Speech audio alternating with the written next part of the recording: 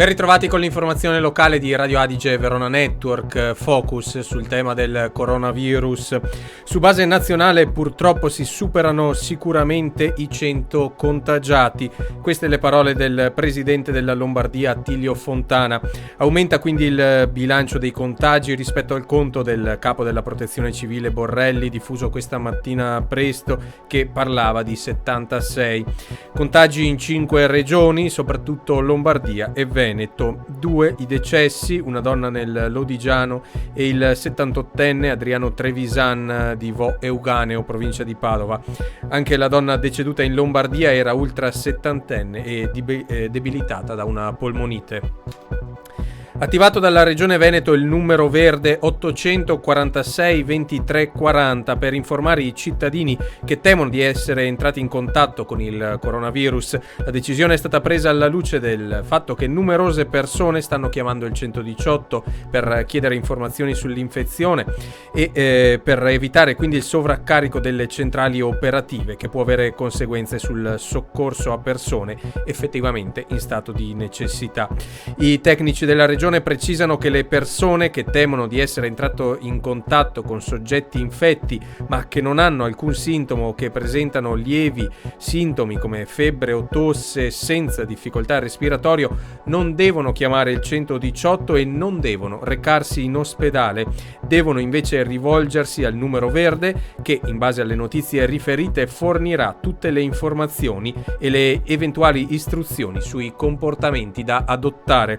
Ripetiamo il numero verde della Regione Veneto 846 23 40.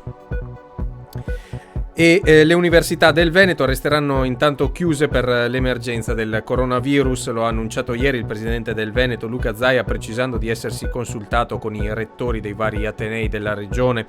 In serata è poi arrivata anche la conferma da parte dell'Università di Verona, che chiude fino a fine mese, con l'ESU che aveva già annunciato la chiusura anche di mense e aule studio per la prossima settimana, ricordando anche il divieto di accesso a estranei negli studentati.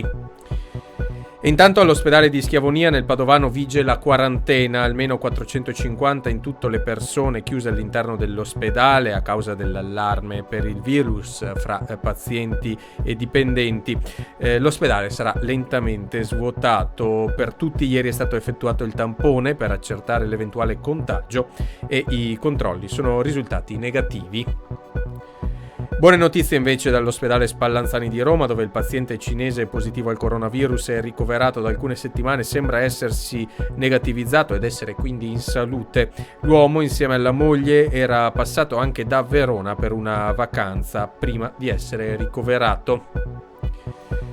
Sport. Per ridurre i rischi di contagio è stato deciso lo stop a tutti gli eventi sportivi in Lombardia e in Veneto, dalla Serie A ai pulcini, dal calcio al basket alla pallavolo. Rinviata anche la partita di Serie A Hellas Cagliari, a data da destinarsi.